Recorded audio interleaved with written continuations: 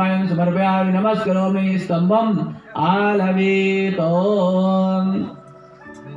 अग्रे गुरुदेवता गुरुदेव भगवान बृहस्पति ओम बृहस्पति आदि आदयो आर्यादि आदि गलो मज्जने नदिदाय च वादरित बलाद समाधुय विडंभे ब्रह्म। ओम बृहस्पति नमः।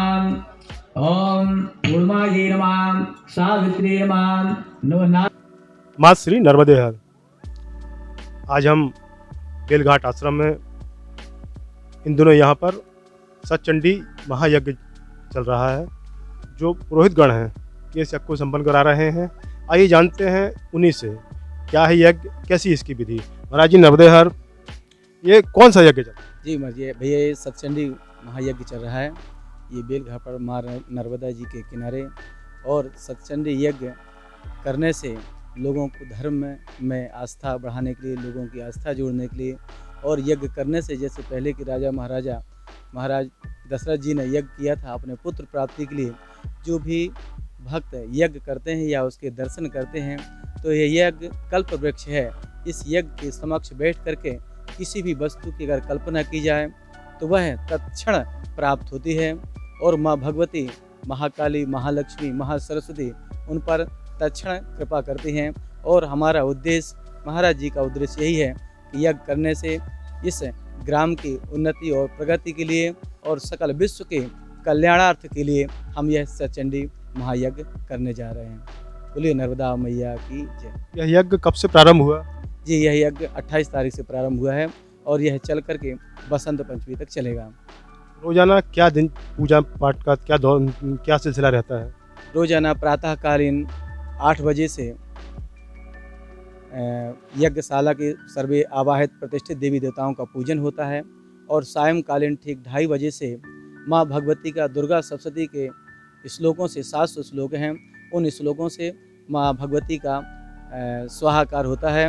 और दुर्गा सहस्त्रार्चनों से माँ भगवती का स्वाहाकार होते हैं। तो शाम को स्वाहाकार होता है और प्रातःकालीन का पूजन का कार्य होता है। माँ दुर्गा को शक्ति का स्वरूप माना गया है, उनके नाम पे यज्ञ हो रहा है। इस समय क्या आपके अंदर अनुभूति क्या होती है? जो यज्ञ करते हैं उनके अंदर क्या शक्ति की अनुभूति होती है? जी जो यज्ञ करते हैं उनके अंदर ऑटोमेटिक शरीर में ऊर्जा प्रकट होती है और उनके अंदर शांतिप्रद माहौल रहता है। और शांति, उनके हृदय में शांति का अनुभूति होती है। और माँ भगवती के चरणों में, भगवान के चरणों में एक भक्ति से प्रेम जुड़ता है। और प्रेम जुड़ने से माँ भगवती से स्नेह जुड़ता है और भक्ति में आदमी यह माहौल ढल जाता है। आप सभी आचार्य गणों का कहाँ से आगमन हुआ? जी हम सब लोगों का संस्कारधानी जबलपुर से आगमन हुआ जी। और संस्कारधानी नर्मदा जी के किनारे से ही हम सब लोग आए हैं। और नर्मदा किनारे ही ग्वारी घाट में हम सब लोगों का निवास है, वहीं से हम लोग यहाँ आए हैं। तो यहाँ हम लोगों का बड़ा सौभाग्य है कि माँ नर्मदा के तट से आकर के और यहाँ माँ नर्मदा जी का पुनः तट हम सब लोगों को प्राप्त हुआ है। बहुत आनंद आ रहा है और हम सब लोग बड़े भक्ति में हैं, बड़े प्रसन्न हैं और बड़े प्रसन्नता के साथ में हम कोशिश कर रहे हैं यह यज्ञ संपन्न करा रहे हैं। आज के समय में युवा जो IITian बनना चाहता है, कोई वैज्ञानिक, आपने शास्त्रों की ओर रुख मोड़ा अपना, क्या फीलिंग थी उस समय? नहीं, उस समय क्या हम लोग बचपन में थे तो एक महर्षि वेद विज्ञान विद्यापीठ जबलपुर में बहुत सुंदर विद्यालय था, जो कि महर्षि जी थे, हाईलैंड में रहते थे और उनके थ्रू में यह विद्यापीठ चलता था। इस विद्यापीठ में 10,000 ब्राह्मण बच्चे पढ़ते थे और यहाँ संस्कृत की शिक्षा दी जाती थी।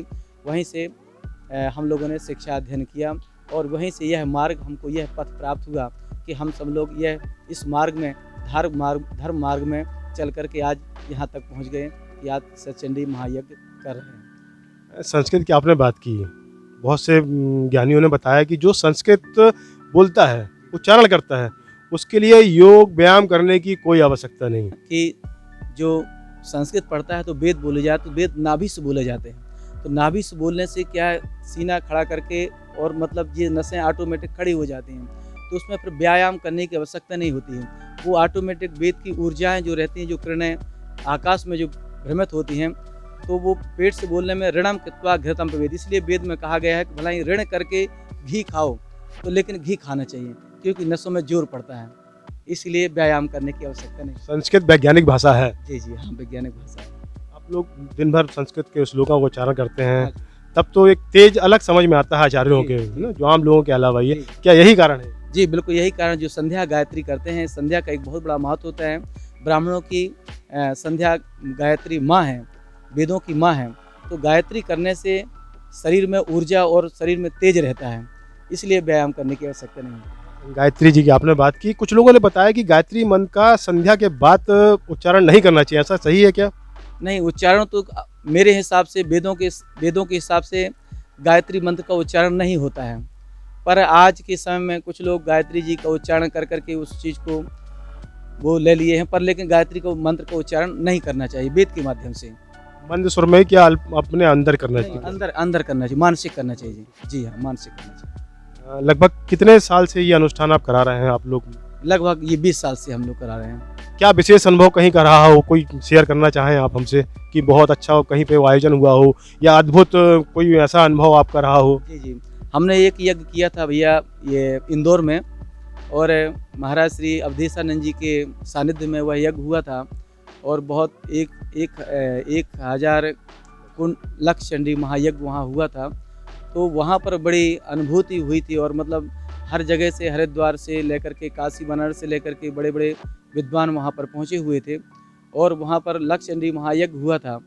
तो वहाँ बहुत अच्छे सुचारू रूप से हुआ था। तो वहाँ का अनुभव, वहाँ से फिर हम लोगों की लगन लग गई कि ये कार्य करने से आत्मा में संतुष्टि और ऊर्जा और सारे मनोरथ पूर्ण होते हैं। तो हम लोग जब से इस कार्य में लग गए। यज्ञों से सकारात्मक ऊर्जा निकलती है, वातावरण ना। तो ये कितना समझा पाते हैं, जैसे गाँव आम भाषा में कैसे समझाते हैं उनको?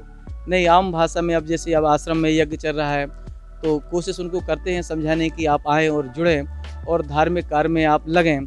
आप धार्मिक कार्य करेंगे तो आपको यहाँ नहीं और ऊपर तक आपको हर जगह आपकी और आपकी संतति की और आपके क्षेत्र की, आपके ग्राम की, सकल विश्व की शांति के लिए और वातावरण के लिए और उनको अपने आप मनोरथ उनके पूर्ण करने के लिए उनको इस प्रकार का समझाते हैं। धर्म के प्रति आस्था पिछले कुछ वर्षों में क्या अंतर पा रहे हैं आप, बढ़ी है कुछ क्या? जी हाँ, यहाँ पर पिछले क्या बहुत अंतर हो गया। पहले यहाँ जब महाराज जी से थे तो यहाँ कोई नहीं आता था। आज लगभग यहाँ बहुत से लोग आने लगे और आस्थावान होने लगे और यहाँ जुड़ने लगे और धर्म से जुड़ने लगे। जो गांव-गांव ये अनुष्ठान करते हैं, पहले कोई देखा होगा, ऐसा अनुभव भी होंगे, एक ईसाई मिशनरी जो है वो आदिवासियों को बरगलाती थी, उसका क्या कैसा अनुभव, आप क्या बोलना चाहेंगे? नहीं, अब उनके विषय में तो मैं कुछ नहीं बोलना चाहूँ, पर लेकिन ये है कि ये बोलना चाहूँगा कि धर्म परिवर्तन के लिए लोग उनको उकसाते थे, लोग यहाँ आकर के बताते थे महाराज श्री से, लेकिन महाराज जी के प्रयासों से बहुत ऐसा कम हो गया कि अब धर्म परिवर्तन नहीं हो रहा है और सब लोग आकर के अपने धर्म में जुड़ रहे हैं। सामान्य भाषा में कहा जाए, यज्ञ में जो आहुति डालते हैं, जिस देवता का हम मंत्र पढ़ते हैं, वो उन तक पहुँचती है। इसको ये तो वैज्ञानिक मतलब सत्य है, लेकिन लोगों को समझाने के लिए आप क्या उसके लिए किन शब्दों का चयन करें, किस टाइप से बता पाएंगे? नहीं, क्या है कि वेद में कहा गया है कि ब्राह्मणों को उत्पत्ति ब्राह्मण भगवान के मुख से हुई है और क्षत्रियों की बाहु से हुई है, वैश्यों की पेट से हुई है, शूद्रों की पैरों से हुई, जंघों से हुई है। तो उनको इसमें समझा पा रहे हैं कि अपन भगवान को प्रसन्न करने के लिए उनको भगवान को स्वाहा के रूप में हम उनको प्रसाद भगवान को पाते हैं। तो उससे स्वाहा करने से, स्वाहा से खिलाने से भगवान प्रसन्न होते हैं। तो हम सब लोगों को आशीर्वाद प्रदान करते हैं, तो हम सब लोगों के सारे मनोरथ पूर्ण होते हैं, हम सब प्रसन्न रहते हैं। आप सभी लगभग शायद गृहस्थ जीवन से होंगे, है ना? तो गृहस्थ जीवन को का पालन करते हुए ये सब कर पाना कितना मुश्किल होता है? बहुत मुश्किल होता है। गृहस्थ जीवन चारों धर्मों में सबसे महत्वपूर्ण गृहस्थ जीवन होता है और सबसे कठिन गृहस्थ जीवन होता है। जो गृहस्थ जीवन में रह करके और यह कार्य करता है, मानो उसने सारी जंग जीत ली, ऐसा प्रतीक होता है। समर्पयामि नमस्करोमि स्तंभम आलवे नमः। ओम उर्माये नमः।